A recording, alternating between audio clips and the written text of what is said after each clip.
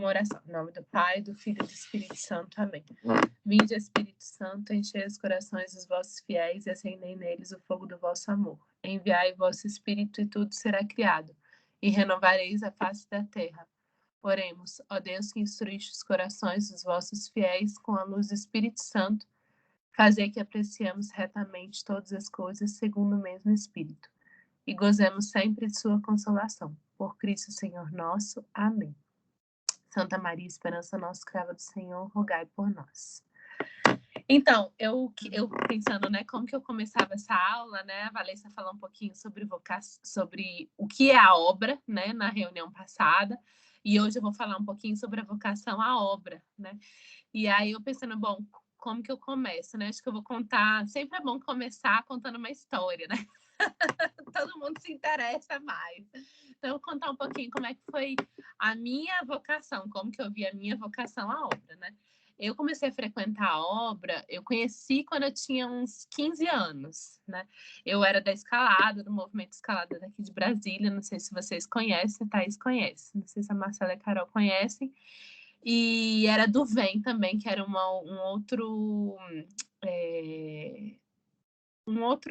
como é que fala? Um outro movimento que tinha lá no Lago, que era mais para crianças menores. Né? Eu tinha feito com 10, 11 anos, aí eu trabalhava bastante, ajudava bastante com o pessoal do bem.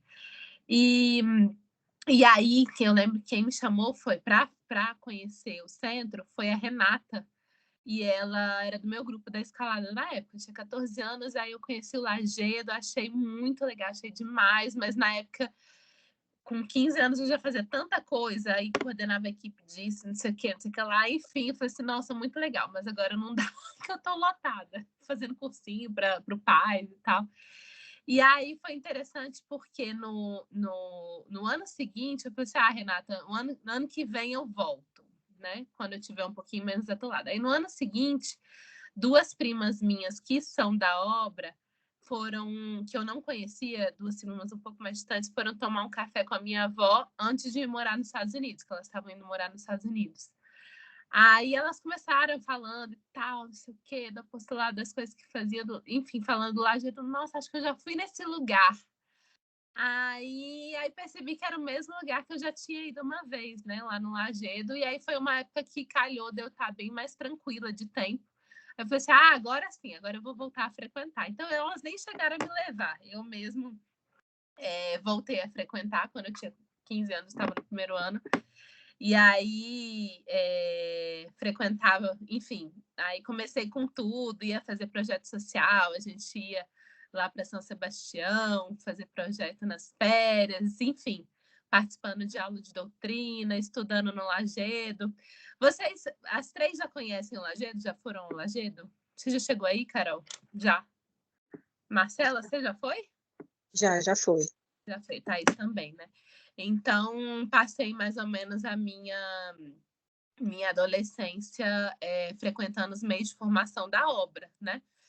A gente fala que o pessoal que é mais novo é o pessoal de São Rafael, que o Sanza Maria ele encomendava a proteção de São Rafael, que é o arcanjo São Rafael que conduziu Tobias a Sara.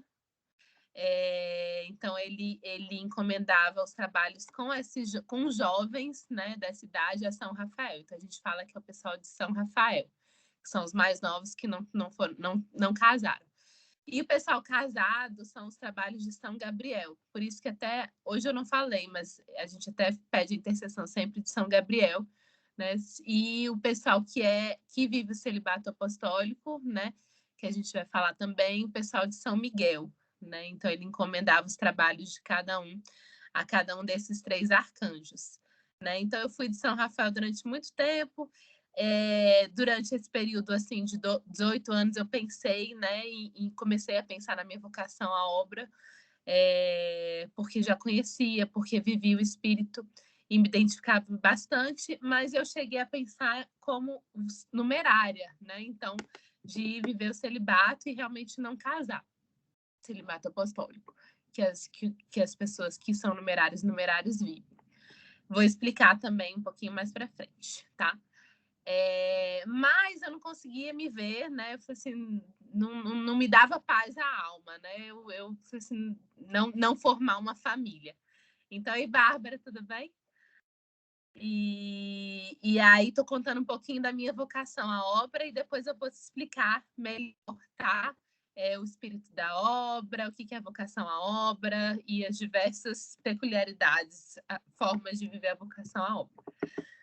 Então, com 18 anos, cheguei a pensei mesmo, né? Fiquei com aquela inquietação e tal, será que Deus me chama aqui?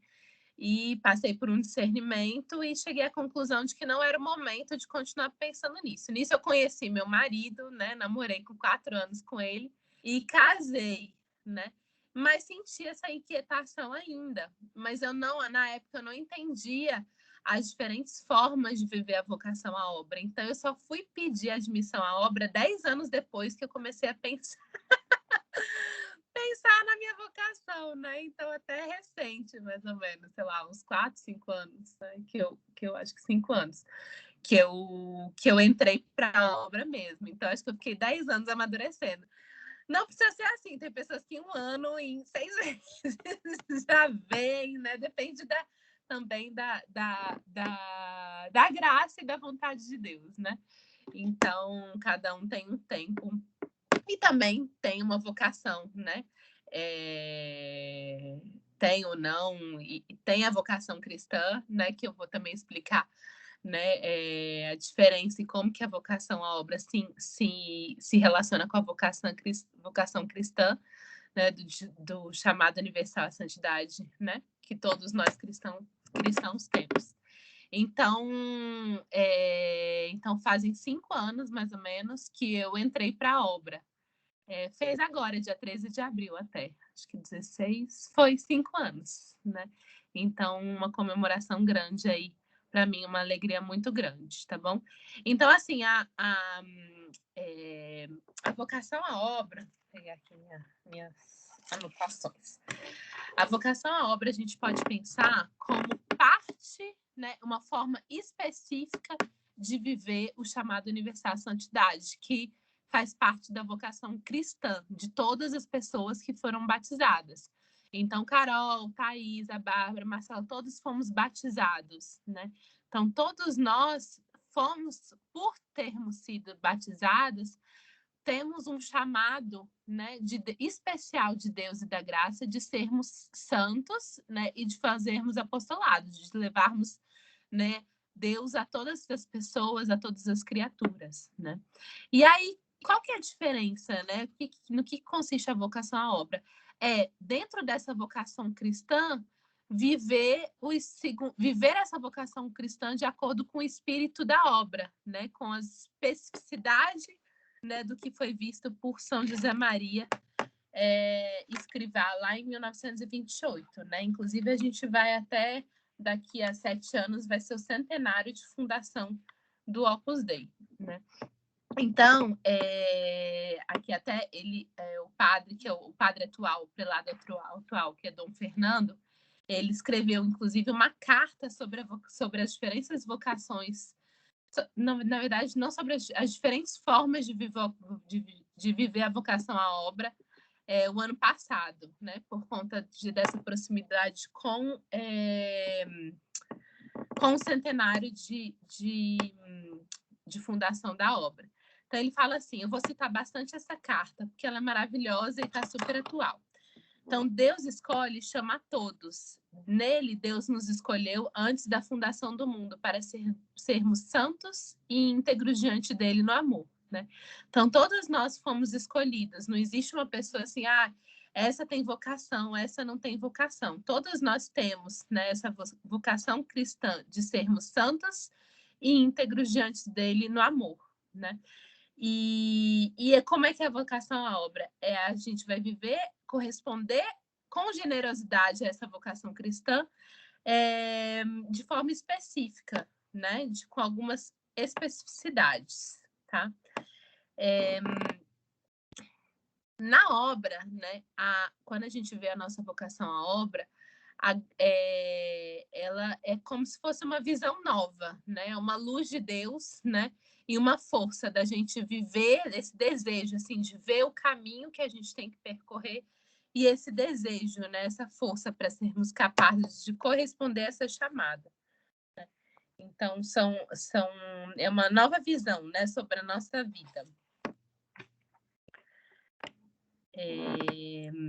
E no fundo, todas as vocações, né, para além dessa vocação cristã que todas nós temos, ela vem de Deus, né? Então, ela é uma junção entre a graça de Deus, né, que nos move, né, com a nossa generosidade de aceitar aquele chamado, né? Então, é um chamado de Deus unido à nossa generosidade, e por isso não deve ter interferências externas, assim, né? Ninguém pode nos obrigar a sermos de alguma coisa, a vivermos alguma coisa que não seja aquilo que a gente tenha visto em oração e diante de Deus, né? Então, por isso, até a vocação à obra, a gente considera muito, tem um papel muito grande a liberdade, né? A liberdade interior de cada pessoa discernir diante de Deus o que é que Deus nos pede, né? E aí, no que consiste o espírito da obra, né? Que é essa forma específica de viver a vocação cristã, né? Falando brevemente, na verdade, né? Que a gente está passando assim por alto por esses assuntos. Então, primeiro, existe só uma vocação à obra, ao Opus Dei, né? Então, todas as pessoas que são da obra, eu sou da obra, né? As pessoas que moram lá no centro, no Lagedo, os sacerdotes da obra, todos têm uma mesma vocação. A minha vocação é a mesma, igual, né? A do padre que atende a confissão, né? De vocês, talvez algumas já tenham confessado com os sacerdotes da obra, com a numerária que está lá no centro, né, que mora lá no centro.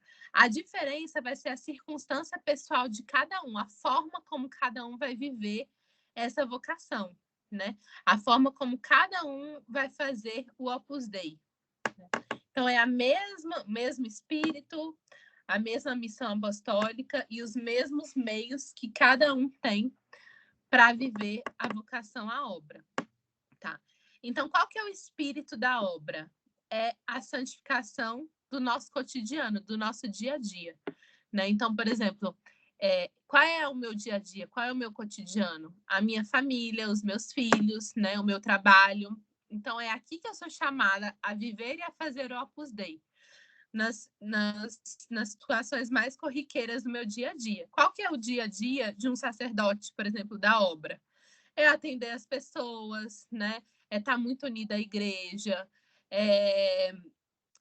enfim, até apoiar outros sacerdotes, ser um bom sacerdote, né? Enfim, cumprindo também bem as suas responsabilidades de sacerdote e também os sacramentos, né? Conferindo os sacramentos com generosidade, estando a serviço dos outros. Então, essa vai ser a forma específica do sacerdote santificar o cotidiano dele, né? E é de outras circunstâncias, né? Que eu vou falar aqui, que é dos numerários, dos adscritos, enfim, cada um na sua circunstância específica vai fazer o Opus Dei, né? E de forma especial através do seu trabalho. Este espírito leva-nos a buscar a união com Deus no que encontramos em cada momento da nossa vida. Então, é buscar a união com Deus no que a gente tem, em cada momento que a gente vive, que é único, né? Qual que é o eixo do espírito da obra? É a santificação no trabalho, né? E aí, até Dom Fernando fala, né, que a vocação à obra, né, o espírito da obra tem uma visão muito positiva das realidades terrenas, coisa que às vezes a gente não vê tanto em outros âmbitos, em outros grupos, né? Apesar de nós não sermos um grupo. Mas, então, às vezes tem-se um pessimismo muito grande, ou então uma visão assim negativa das realidades terrenas. E na obra a gente tem uma visão muito positiva de tudo, do mundo, né? Porque o mundo é criação de Deus, né? É o que Deus nos deu, é a realidade que Deus nos deu para que a gente pudesse santificar. Então, até está em João, né? Amamos este mundo sem ignorar, em João capítulo 2, amamos este mundo sem ignorar o que nele se opõe ao bem, né? Então, a gente sabe que no mundo há muitas coisas que são pecados, que existe o mal no mundo, mas que a gente deve amá-lo, e porque ele é o objeto da nossa santificação, é onde Deus nos colocou e é criação, né, de Deus. Então, então, esse é o eixo, né? O eixo da nossa santificação, né, é o mundo e é o nosso trabalho. E qual que é o fundamento do espírito da obra, né? Da vocação à obra? É o sentido da filiação divina, né? E até a Valessa já falava sobre isso, né? Sobre a importância da filiação divina, de viver essa filiação, né? Para também até saber, né? Se passar por esse discernimento, né? Sobre esse discernimento vocacional, né? Todos nós somos filhos de Deus, né? Thaisa, Carol, Marcela, Bárbara, né? Cada uma de nós é filha de Deus porque pelo batismo, né? A gente recebeu uma adoção, né? A gente recebeu a graça santificante e a possibilidade da gente participar da vida de Deus, né? Por meio da graça. Então, nós somos filhos adotivos de Deus, né? E na obra a gente tem isso muito claro, de tal forma que é o fundamento da nossa vocação, né? E do espírito da obra. Viver essa filiação divina, termos consciência, né, e vivermos segundo filhos de Deus. Aqui tem também um trecho muito bonito que ele cita isso de forma bem completa. Sendo fundamento, a filiação divina dá forma à nossa vida inteira. Leva-nos a rezar com confiança de filhos de Deus, a comportar-nos com o desembaraço dos filhos de Deus, a raciocinar e decidir com a liberdade de filhos de Deus, a enfrentar a dor e o sofrimento com a serenidade de filhos de Deus, a apreciar as coisas belas como faz um filho de Deus, né? Então, assim, muito completo, muito bonito, resume assim de forma muito sintética, assim, o que é a gente viver como filho de Deus, né? Nessa serenidade, nessa paz, né? Nessa gratidão, nessa liberdade, nessa confiança, tá bom? Que mais? Depois, né? Outro aspecto do espírito da obra. A raiz e o centro, né? Da nossa vocação à obra da nossa vida espiritual deve ser a Sagrada Eucaristia, né? Então, porque ali está o próprio Cristo, né? Então, a raiz realmente da nossa vida deve ser encontrar Deus na Eucaristia, né? E vai depender muito da nossa correspondência pessoal à graça, esse encontro real, né? De que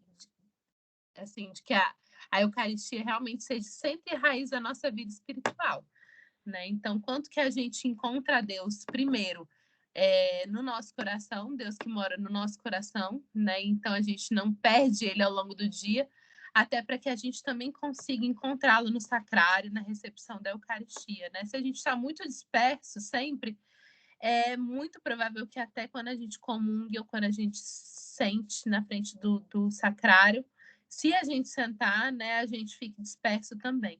Então, a gente precisa, primeiro até, né, encontrar a Cristo dentro de nós, né, estarmos focados no que realmente importa. E também da Eucaristia, do tanto que a gente tem a Jesus na Eucaristia como centro e raiz, né, da nossa vida espiritual, depende a eficácia da missão apostólica de cada um, né? Se uma pessoa está ali enraizada em Cristo, é muito mais fácil de fazer apostolado, de falar sobre Deus, sobre Cristo para as outras pessoas do que aquela que não tem, porque na verdade, no que consiste o apostolado? É você falar sobre a sua fé, o seu amor, seu grande amor, sobre aquilo tudo que você vive, né? Então, agora falar um pouquinho sobre o apostolado, sobre a missão apostólica na obra, né? A gente não dá para a gente falar do apostolado na obra sem falar também da missão apostólica da igreja, né? Temos a mesma missão apostólica, somos igualmente chamados a santificar-nos e a colaborar com a missão da igreja na transformação cristã do mundo, em nosso caso, vivendo o espírito do Opus Dei. A missão própria da obra só pode ser compreendida adequadamente dentro da grande missão da igreja, na qual todos somos chamados a dar aos outros o testemunho explícito do amor salvífico do Senhor, né? Então, a gente só pode compreender essa missão apostólica da obra dentro também da missão apostólica da igreja, tá? Ela não se limita a algumas atividades, né? Então, por exemplo, tem algumas ordens religiosas que têm, sei lá, atividades mais relacionadas à educação, à saúde, ao cuidado dos doentes. Na obra, não, né? Então, ela não tem nenhum limite, a gente pode ser santificado, né? Todo e qualquer trabalho humano que seja digno, né? Cada um realiza inteiramente a missão da obra com a sua própria vida, na sua família, no seu lugar de trabalho, na sociedade onde vive, com seus amigos e conhecidos, né? A gente fala muito numa espontaneidade apostólica da pessoa, né? A sua livre iniciativa e responsável também, guiada pela ação do Espírito Santo. E aí é por isso até que eu falava esses dias no grupo, né? Que na obra a gente tem o apostolado de amizade e confidência. Como cada um, né, é responsável, né, por levar a Cristo aos demais, né? Ali naquele lugar, enfim, em todos os lugares, em todas as circunstâncias em que vive, o apostolado mais importante da obra é o apostolado de amizade e confidência. Por quê? Porque nem todo mundo vai ser famoso, vai levar multidões, enfim, né? E vai arrastar multidões e vai ter um lugar de destaque na sociedade. O mais provável é que a gente tenha pessoas que fazem trabalhos muito naturais, às vezes até pequeno aos olhos humanos, mas que ali naquele trabalho pequeno, né, aparentemente sendo feito com amor, né, e também com generosidade, né, e como serviço aos demais, seja um trabalho, né, apostólico, um trabalho em que a gente vive a caridade, um trabalho que a gente se interessa pelos outros e de forma muito natural, né? Que a gente constrói amizades, que a gente acompanha as pessoas, que a gente quer o bem das pessoas. Então, assim, o apostolado mais importante da obra é esse, de amizade e confidência, né? E isso é até interessante, porque, por exemplo, até importante que vocês saibam, porque, assim, antes da pandemia, a gente até nem tinha assim, formação online, né? E isso é algo novo, nem era recomendado, né? Porque como a gente tinha, é importante, né? Faz parte desse espírito a gente ter esse trato individual, a gente conhecer as pessoas, ter essa proximidade.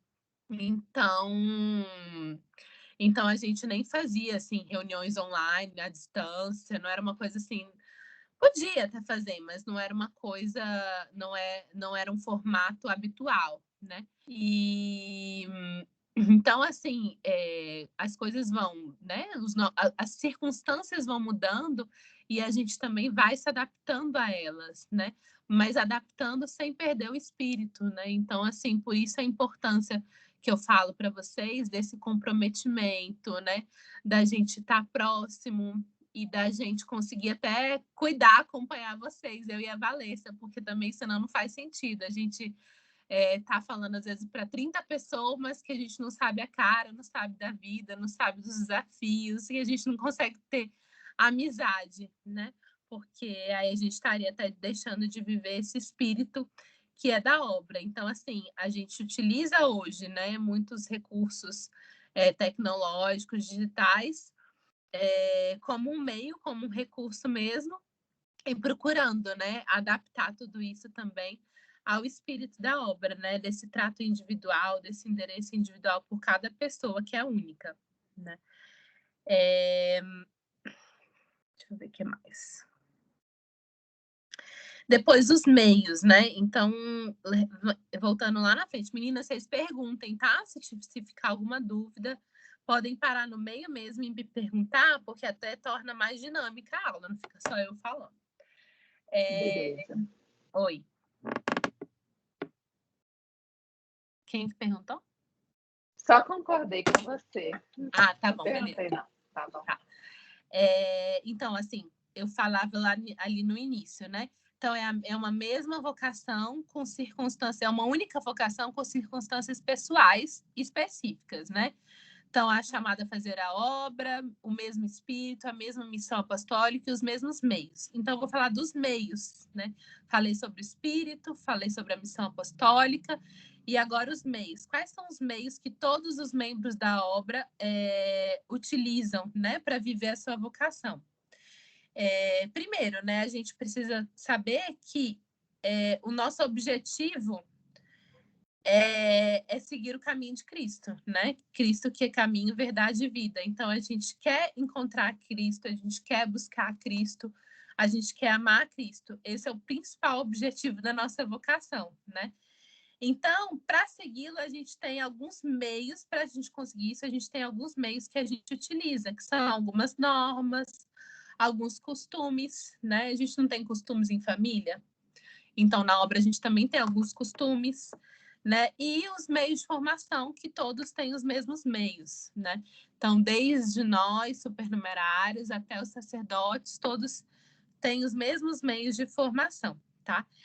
E como o próprio nome já diz, são meios e não fins, né?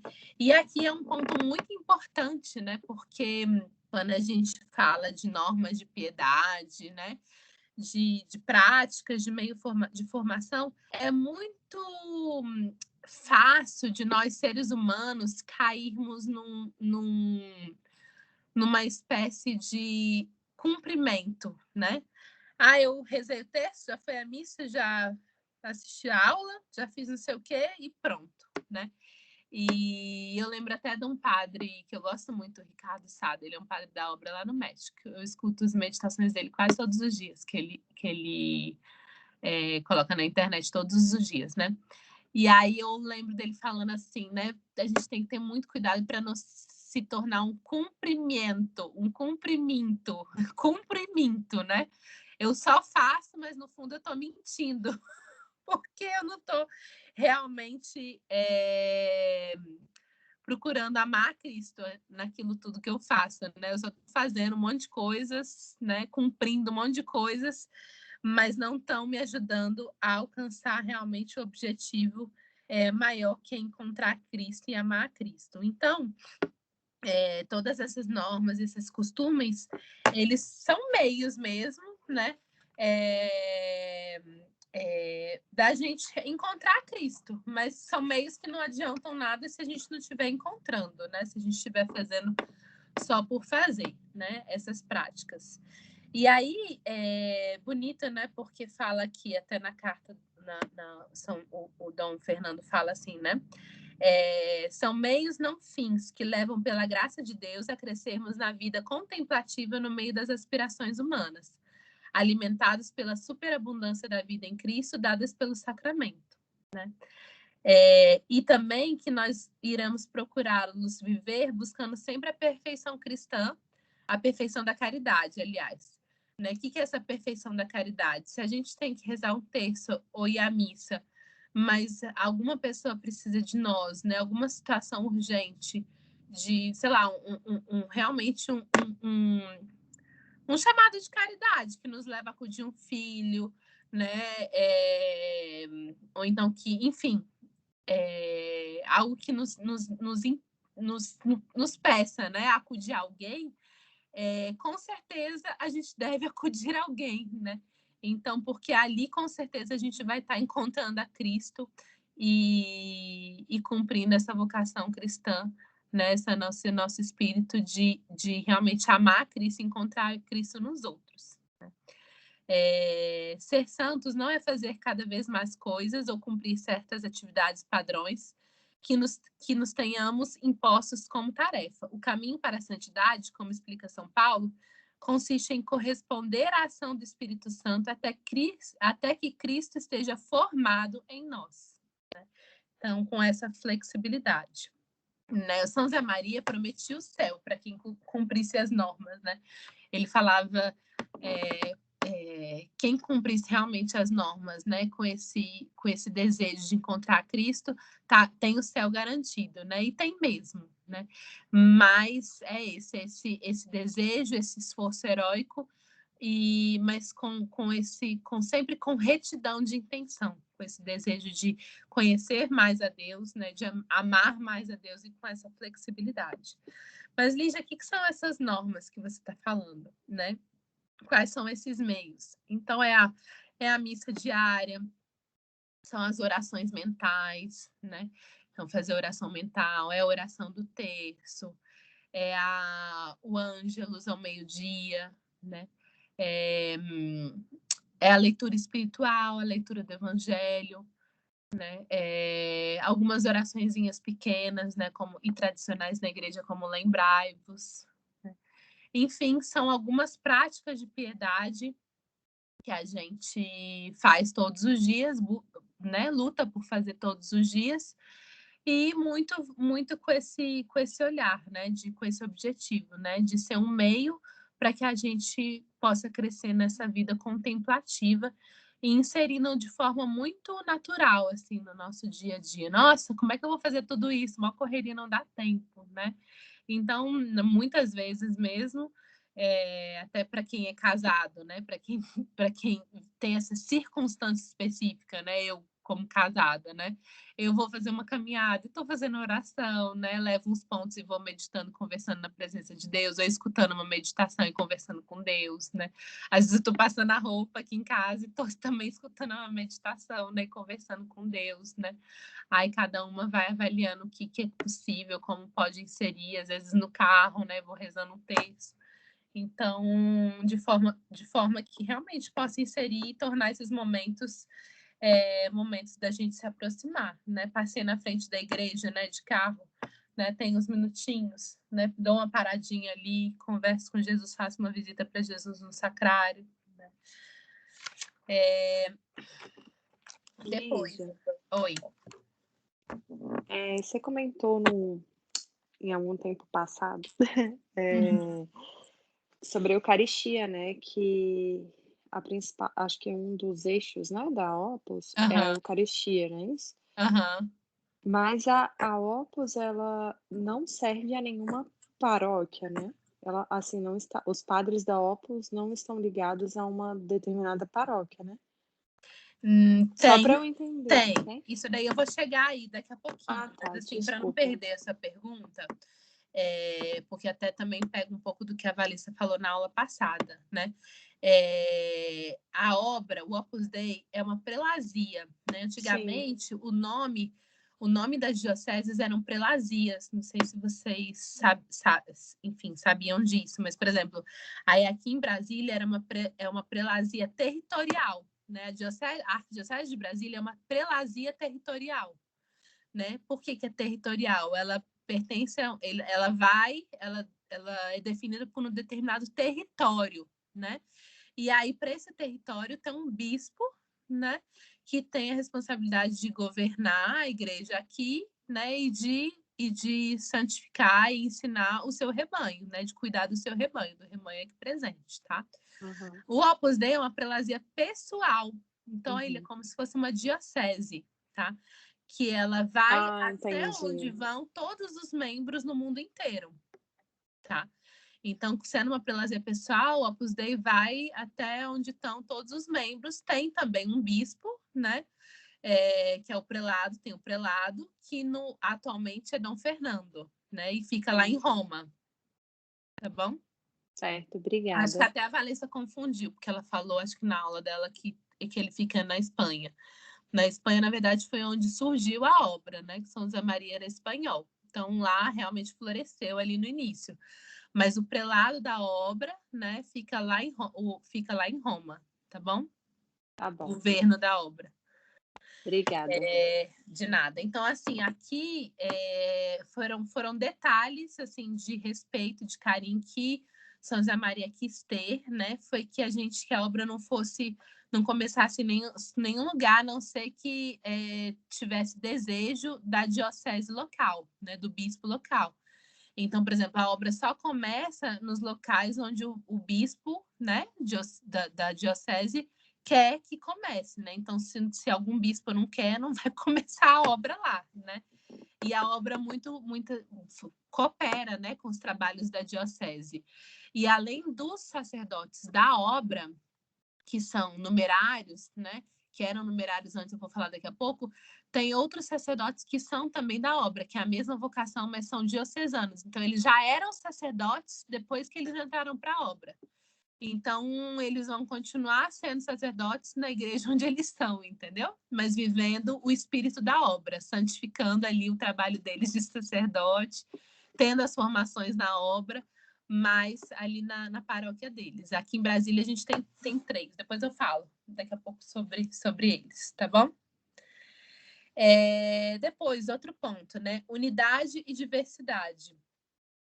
São José Maria sempre falava, né, que via o trabalho apostólico da obra. Tem uma luz vindo aqui, né? Não sei se está atrapalhando, mas que ele via o trabalho apostólico da obra como um só tecido, né? Diversos modos de viver a mesma vocação, né? Então, na obra não tem classes, nem membros de primeira ou de segunda categoria, né? Nem pelas diferentes formas de viver a vocação, né? Uns que se doam mais à obra, outros que se doam menos, não existe isso, né? A vocação à obra, ela deve corresponder a toda a nossa vida, né? E o trabalho mais importante se mede pela quantidade de amor que se coloca naquele trabalho, né? Então, alguém perguntava uma vez para São José Maria, né? Qual que é o trabalho mais importante daquela moça ali que está descascando batata ou daquele médico que está atendendo ali no consultório? Aí ele falou assim, não sei, é o que está sendo feito com mais amor, né? Então, esse é o trabalho mais importante, é o que está sendo feito com mais amor. E também a gente não tem essa diferenciação de que tem uns que se dedicam mais, outros que se dedicam menos, né? Então, todas as pessoas da obra se dedicam igualmente, mas de acordo com a sua circunstância. A vocação à obra, ela permeia toda a vida da pessoa, né? Então, assim, será que dá para comparar a minha dedicação com a dedicação de um sacerdote? Né? Ou então de uma numerária que mora lá no centro, que não vai casar, né? Com relação à dedicação, não, né? Ela tem maior disponibilidade, mas a dedicação, né? A ideia é que seja a mesma, né? Eu tô aqui em casa me dedicando tanto a fazer o Opus Dei quanto ela lá no centro, ou o sacerdote atendendo confissão, né? Então, é uma vocação que realmente permeia toda a vida da pessoa. A propósito disso, São José Maria escrevia que o nosso chamado implica um encontro vocacional pleno. Repito, porque é plena a sua dedicação ao trabalho e ao fiel cumprimento dos seus próprios deveres de Estado, segundo o espírito do Opus Dei. Né? A obra exige uma grande elasticidade, um mínimo de regulamento, porque é necessário, mas mínimo, para que a letra não mate o espírito. E agora eu vou falar um pouquinho sobre as diferentes formas, circunstâncias de viver a vocação na obra, né? Então, como eu falei para vocês, repito, há uma só vocação, né? A Opus Dei, para viver o mesmo espírito, a mesma missão apostólica, o mesmo com os mesmos meios, mas diferentes formas de viver, tá? Então, a primeira delas é como numerária ou numerário, tá? Então, as pessoas que vivem dessa forma, né, que sentem esse chamado esse chamado de vocação à obra para ser numerário ou numerária, né, são pessoas que vão viver o celibato apostólico. Isso é que elas não vão se casar, né? Então são pessoas que têm maior disponibilidade para servir a obra. Não quer dizer que vão estar fazendo mais o Opus Dei, aquilo que eu falei. Não sei se está ficando confuso, mas assim, elas têm maior disponibilidade de tempo, tá? gostar, mas não quer dizer que elas trabalham mais pela obra, tá? Então, por exemplo, as pessoas que são numerárias, elas vão ter mais flexibilidade, de repente, para mudar de cidade. Eu preciso que você comece a obra lá em Recife, né? Então, a pessoa tem mais flexibilidade. Eu preciso que você agora se encarregue de cuidar mais da parte de governo da obra, né? Então, de repente, tornando isso a profissão dela mesmo. Então, tem algumas que vão ter que vão abdicar temporariamente da própria profissão. O mais normal é que os numerários e numerárias tenham uma profissão e tenham maior disponibilidade de tempo para dar formação para todos os membros, para os membros, né? Então, por exemplo, todo mundo que entra para a obra, a formação inicial é dada pelas numerárias, né? Que tem essa disponibilidade. Então, até se não tem numerárias e numerários, não dá para dar essa formação inicial para a pessoa que entra na obra, né? E são pessoas que conseguem se aprofundar. Então, por exemplo, todas as pessoas que são numerárias, eles fazem praticamente a mesma formação de um sacerdote, né? Que é teologia e filosofia ao longo da vida, né? Não é assim 8 anos, mas ao longo da vida vão estudando e se aprofundando nesses temas, né? Tanto os numerários quanto as numerárias, né? A gente também, como supernumerária, tem, mas é uma formação um pouco mais reduzida por conta da circunstância pessoal, né? E diluída aí ao longo dos anos. Deixa eu ver o que mais. No fundo, né, aqui até fala, né, na carta no prelado fala nessa carta pastoral, né, que a disponibilidade dos numerários para servir aos outros consiste numa autêntica disponibilidade do coração, a liberdade efetiva de viver só para Deus e por Ele para os outros, unida à vontade de ocupar-se das tarefas que forem necessárias na obra, né?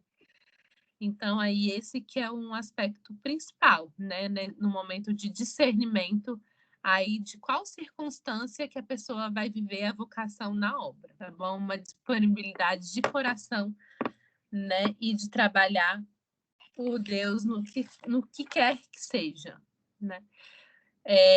A gente vai ver aí muitos numerários, né? Não sei se vocês conhecem algum, mas assim, pessoas em vários, assim, até pessoas importantes, né? Em vários lugares da sociedade. Bom, a gente tem, na verdade, pessoas das mais simples, né? Que trabalham na cozinha, a vários, a pessoas que realmente têm um papel até nas estruturas, na mudança da sociedade, assim, bom, todos os membros, né? Todas as pessoas que são da obra. Né? Mas aí tem até o Ives, né, que é ministro do TST, e é muito legal ver essa unidade de pessoas assim que têm profissões assim tão distintas, mas que vivem esse mesmo espírito com a mesma simplicidade, com o mesmo amor, com a mesma proximidade, né?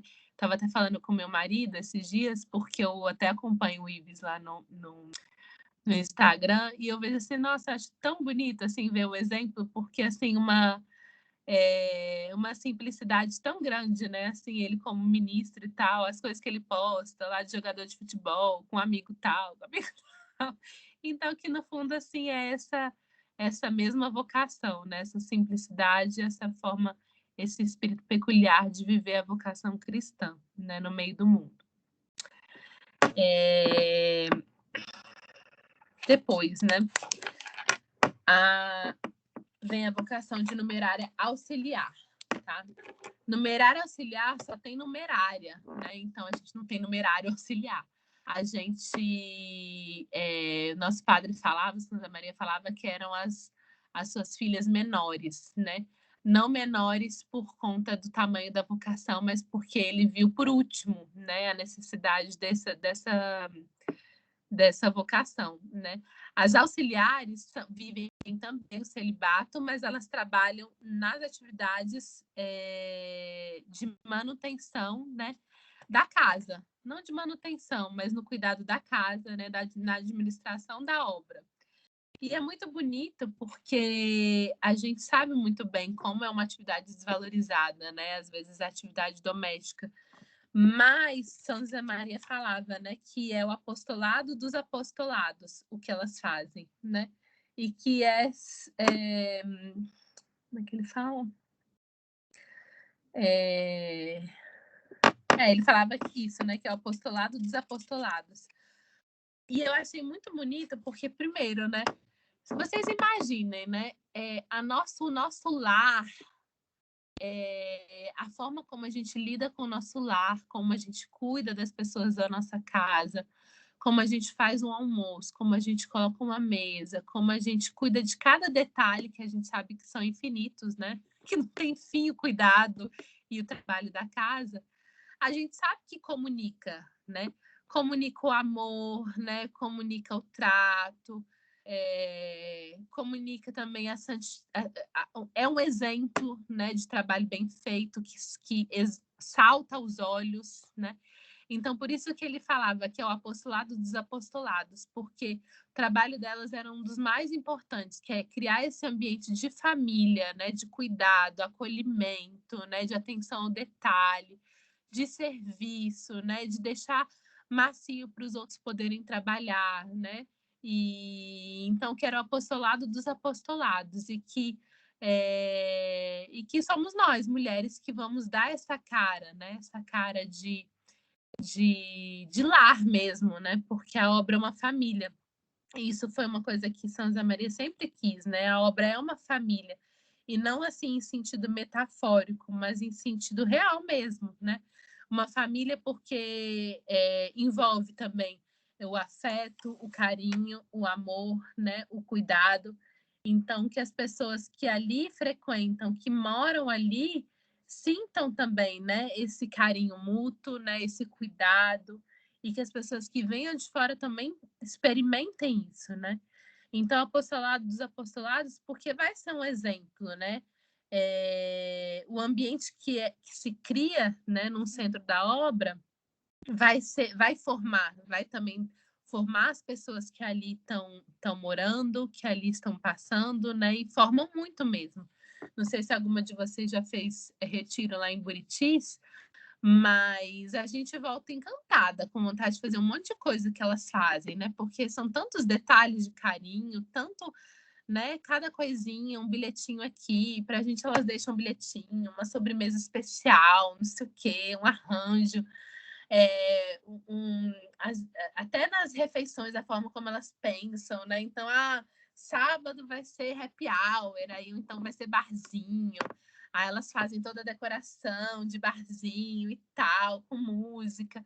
Então, assim, todos esses detalhes, de fato, formam a gente, formam muito, né? Para que a gente também possa fazer isso com os nossos também, né?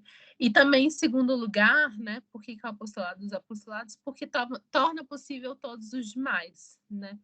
Elas colaboram em todos os apostolados de todo mundo, de todo o labor, né? Ao fazer o trabalho que elas fazem. Deixa eu ver o que mais lá dentro. Né, uma função especial de serviço que realizam criando e mantendo um ambiente de lar cristão nos centros da obra. E elas tornam a realidade essa tarefa com o seu trabalho profissional. Não só de realizar tarefas materiais, mas também prevê-las, organizá-las e coordená-las de tal forma que o resultado seja precisamente esse lar, em que todos se sintam em casa, acolhidos, seguros e ao mesmo tempo responsáveis. Isso é muito legal, né, também, porque às vezes a gente fala em profissionalizar o trabalho, inclusive do lar, e a gente não sabe muito bem como fazer isso. Para mim, ver isso nas auxiliares, né, na administração da obra, desde mais nova, me ajudou bastante, né? Então, assim, desde, sei lá, mais nova, eu lembro que eu fui fazer um convívio lá em São Paulo e elas se profissionalizam mesmo, né? Então, comprei apostila, sabe? Com cuidados com lavanderia, passadoria. Então, cada tecido e tal, não sei o quê, deve ser tratado de determinada forma, as manchas, né? Cardápio, a parte de nutrição, nutritivo dos alimentos. Então, assim, você vê assim, uau! Né, a pessoa se profissionaliza mesmo para fazer realmente um trabalho ali doméstico de cuidado mais profissional possível, né? Depois, a vocação de numerário adscrita e adscrito, né? Então, as pessoas que são numerários ou numerárias adscritas, elas também vivem o celibato apostólico, tá? Assim como as numerárias e as numerárias auxiliares. Isso elas não vão casar, né? Por conta dessa maior disponibilidade para fazer a obra, né? De acordo com o que a obra precisar e pedir, né? Mas elas, em geral, não moram no centro, né, por conta de alguma circunstância e disponibilidade específica, seja familiar, seja de qualquer outro motivo, né? Então, são pessoas que não moram no centro, né, e acabam também, assim, colaborando até muito mais nas atividades apostólicas. Como é que fala o nome? Esqueci. Tá, nas obras corporativas, né, da obra. Então, assim, foi o que eu falei antes, o principal postulado da obra é de amizade e confidência, mas a gente tem, a obra tem diversas obras corporativas, né? Então, por exemplo, iniciativas de hospitais, de universidade. Então, por exemplo, a Universidade de Navarra é uma universidade que foi fundada por iniciativa e pedido de São José Maria, né, que queria que a gente também levasse, né, a Cristo toda a produção científica, né, e fazer um trabalho realmente de pesquisa excepcional, enfim, em diversas áreas. Então, também tem escolas, né? Então, por exemplo, eu não sei se as escolas de fomento chegam a ser obras corporativas, mas pelo menos talvez assim, eu não sei se chegam a ser, né? Mas porque elas são iniciativas de famílias, de pessoas muitas pessoas que são da obra, mas enfim. Mas a gente tem essas obras corporativas, né? Tem hospital também lá em algum país da África, tem um hospital grande, né? Também que foi iniciativa, foi a pedido de São José Maria, né? Então, muitas das pessoas adscritas acabam trabalhando e se dedicando, porque como elas não moram e, em geral, não mudam de cidade, então elas conseguem, na maior continuidade, essas obras, apesar de que tem aí pessoas que são da obra, que são cooperadores, e outras que não são nada e que trabalham nessas atividades também, né? Depois, os sacerdotes da prelazia. Meninas, se vocês tiverem dúvida, vocês falem, tá? Sacerdotes da prelazia. Então, sacerdotes que são da obra. Tem 2 tipos, né? Então, os primeiros eram numerários, então já tinham visto a vocação deles como numerários, tá? Já viviam no centro, viviam ao espírito da obra, tinham a sua própria profissão e depois viram a vocação deles ao sacerdócio, né? Entre os numerários e adscritos. Então, a gente tem sacerdotes numerários e sacerdotes adscritos, né? São tão essenciais quanto os leigos na realidade teológica e jurídica da prelazia, porque eles dão, né, toda essa assistência de sacramento, de direção espiritual, né, para os fiéis da obra e com o espírito que é próprio, né? São mais obrigações que os outros de pôr o coração no chão como um tapete para que seus irmãos pisem com suavidade, né? Os sacerdotes da prelazia dedicam-se principalmente ao serviço ministerial dos outros fiéis e ao atendimento sacerdotal de suas atividades apostólicas, que é, sobretudo, né, a celebração dos sacramentos da Eucaristia e penitência, a pregação da palavra de Deus, da direção espiritual e de uma extensa tarefa de formação doutrinal, que eles também dão formação, né, aos outros pela formação que eles têm. Inclusive, por exemplo, como eu falei para vocês, todos os numerários e numerárias têm a formação de um sacerdote normal, diocesano, que é filosofia, 4 anos de filosofia e 4 anos de teologia, né? E os que vão ser sacerdote, eles fazem doutorado. Então, todos os sacerdotes da obra fazem doutorado, né? Tem doutorado também. Deixa eu ver o que mais.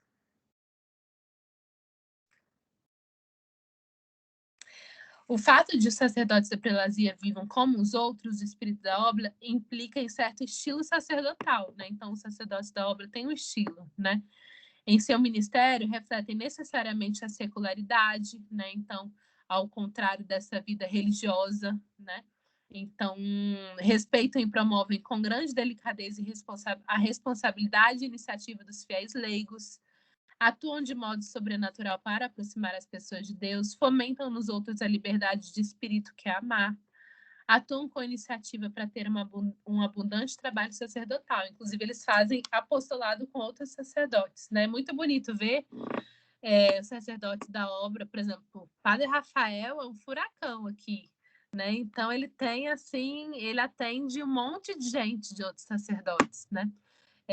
Inclusive, tem retiro, por exemplo, aqui em Brasília, lá nos Buritis, tem retiro que é só de sacerdote diocesano, de outros lugares, e daqui de Brasília também, né? Fruto desse apostolado do Padre Rafael, que é isso, né? O que é o apostolado do padre com o padre?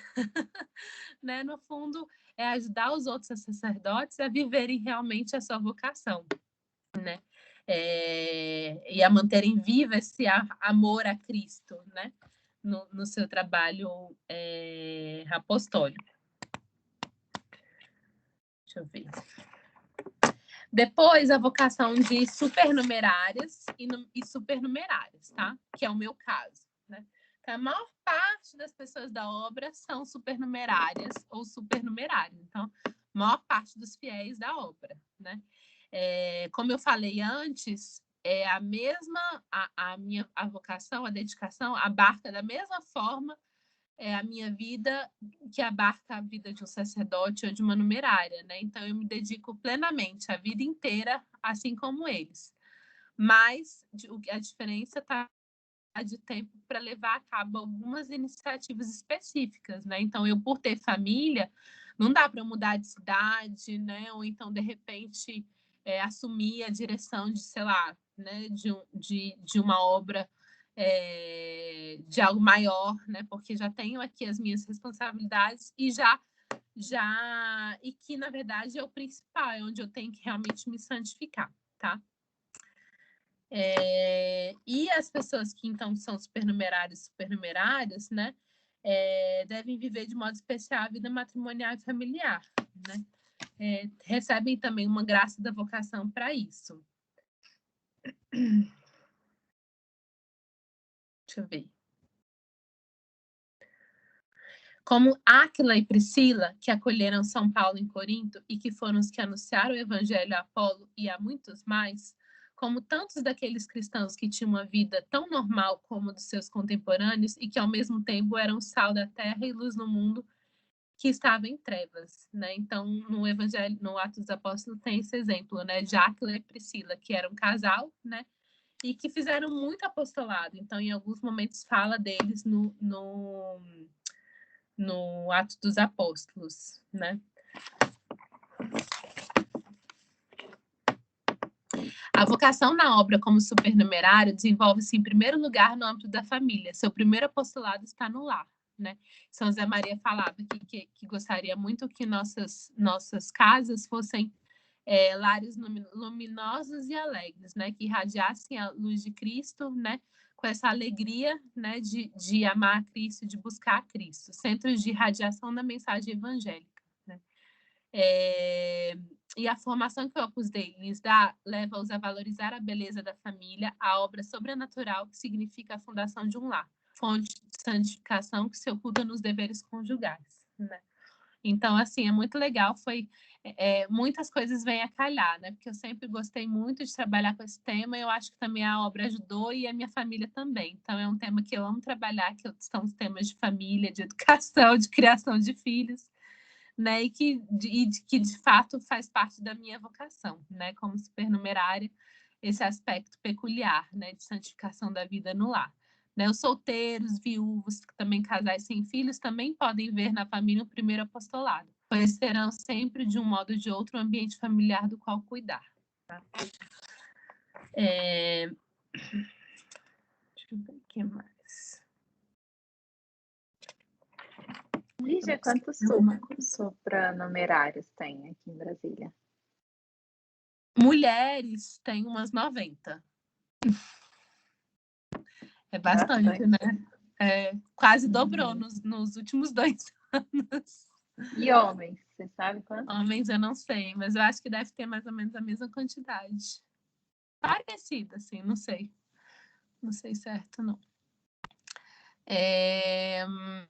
Tá. E aí, por último, né? Então, essa é a disponibilidade dos supernumerários, tá? É uma menor disponibilidade, mas uma vocação que abarca a vida inteira, tá? Depois, por último, a vocação à obra como adscrita ao supernumerário da Sociedade Sacerdotal da Santa Cruz. Né? O que é isso? A Sociedade Sacerdotal da Santa Cruz é onde são formados os sacerdotes da obra, né? Então, como eu falei antes, tem sacerdotes da obra que eram numerários antes, né? Então, são sacerdotes numerários ou adscritos e que depois se tornaram sacerdotes. Mas tem também aqueles padres que já eram sacerdotes da diocese e que viram sua vocação à obra, né? Então, eles são adscritos ou supernumerários da Sociedade Sacerdotal da Santa Cruz. O vínculo jurídico é outro. O vínculo jurídico é outro, mas a vocação é a mesma, tá? É outro vínculo, porque senão eles talvez teriam que deixar a diocese. Na verdade, eles continuam fazendo o trabalho que eles faziam antes no ambiente que eles estão, né? Então, por exemplo, aqui em Brasília, eu sei que tem o padre... o nome francês, esqueci o nome dele. Esqueci. Eu sei que tem três. Tem o Dom Aparecido, que é o bispo auxiliar, né? Ele é bispo supernumerário. Então, assim, você vê que, por exemplo, ele viu a vocação numa circunstância, ele podia ser adscrito ou supernumerário, né? Então, supernumerário, a disponibilidade é menor para fazer as coisas da obra, mas a vocação que abarca também a vida inteira, né? Aí tem um padre lá da São Pedro de Alcântara, né? E o padre, gente, como é que é o nome dele? É um que veio lá de Anápolis, que tem o nome francês, esqueci. Enfim, são sacerdotes que já eram sacerdotes e que depois entraram para a obra, né? E são, enfim, chamados a santificar a atividade sacerdotal, né? A forma como eles vão santificar e viver a vocação deles e santificação do trabalho, tá bom?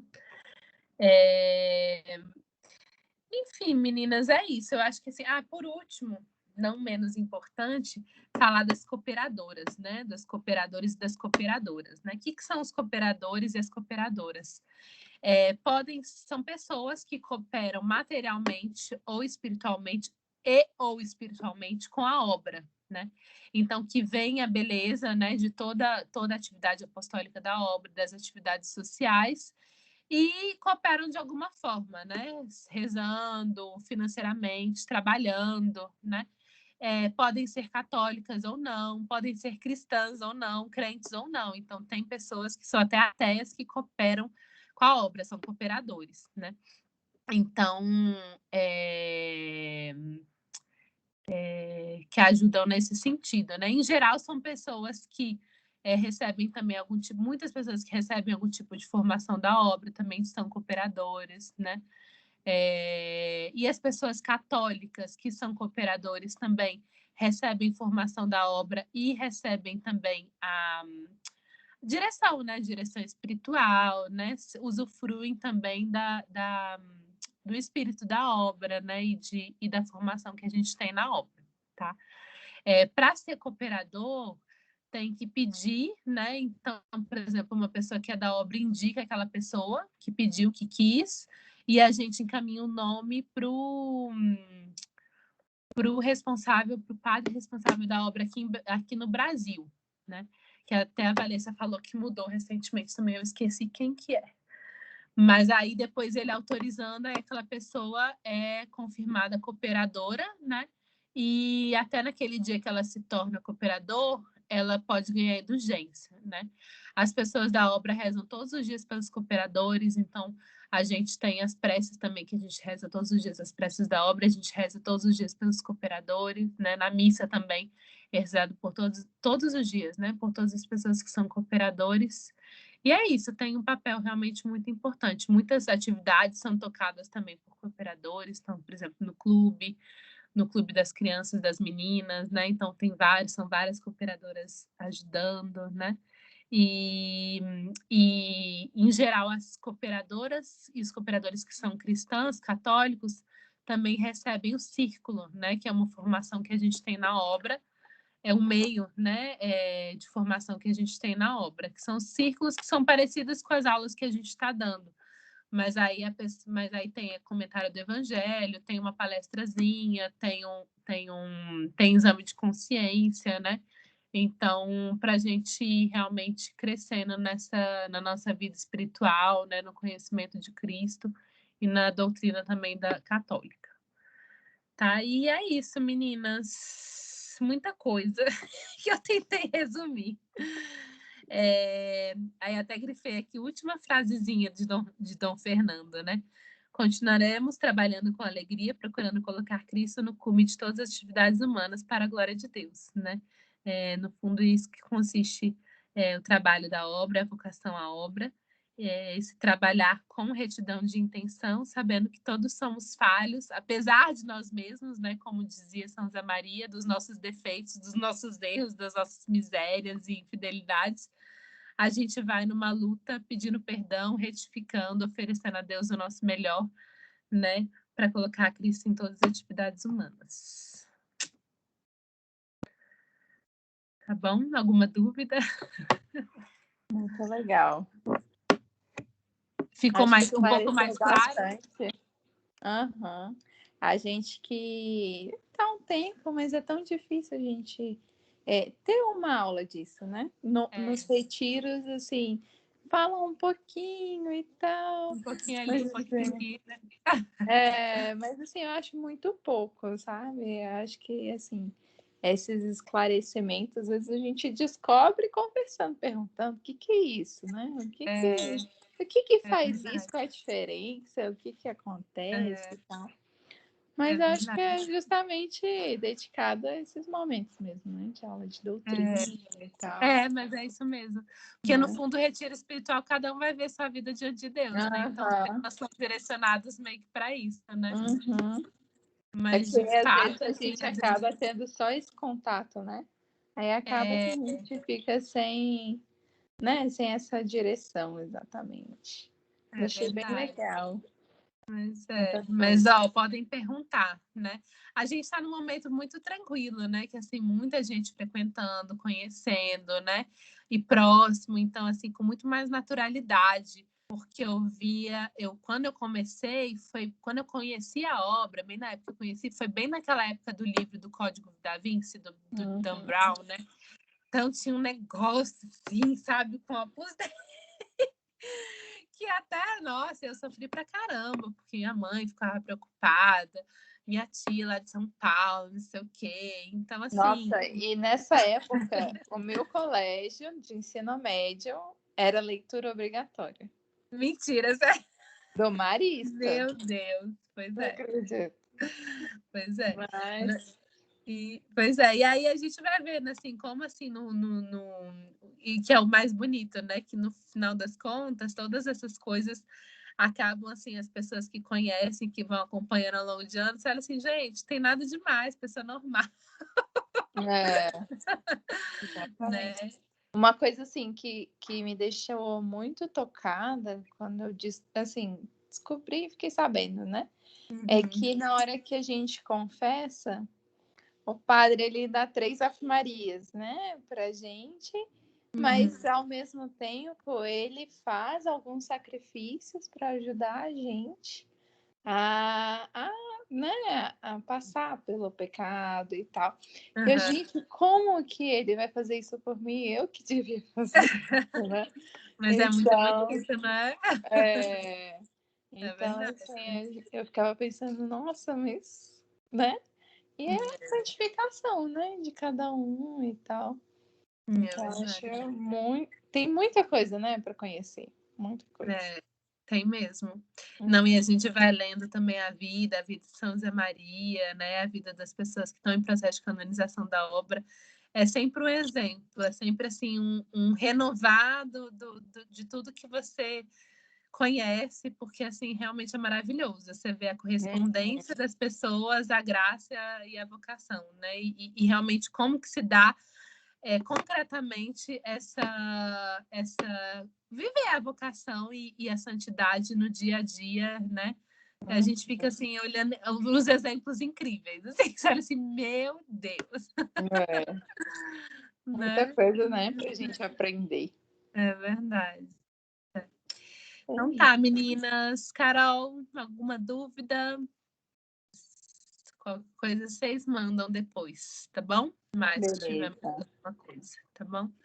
Eu vou até recomendar um livro que eu li recentemente, porque tem várias biografias do fundador, vários livros sobre a obra, mas eu vou recomendar um que eu li recentemente que eu amei, que é do Pedro Cassiaro, que foi um dos primeiros numerários da obra, né? Ele foi padre também, já faleceu. Né? E o nome do livro é Sonhai e Ficareis Aquém, né? Então ele participa ali dos inícios e é muito legal, porque como ele que vai contando, a gente vê como assim é muito humano, né? Porque ele o primeiro lá, numerário, que depois se tornaram padres, eram muito moleques, davam altos trabalhos para São José Maria, faziam altas artes. E depois eles começaram a obra. Ele começou a obra no México, começou em vários lugares, assim, foi indo, né? Virou sacerdote e tal. Então, já falecido, né? Mas é muito legal ver, assim, como realmente é a graça de Deus, né? Que utiliza, assim, pessoas muito humanas, instrumento muito, né? Miseráveis para os seus desígnios, né? Vou postar lá no grupo depois. Isso, coloca lá o nome direitinho. Vou mandar lá, então. Então, beijo, menina. Então, tá, tchau, boa noite. Tchau, viu? Tchau. Obrigada. De nada.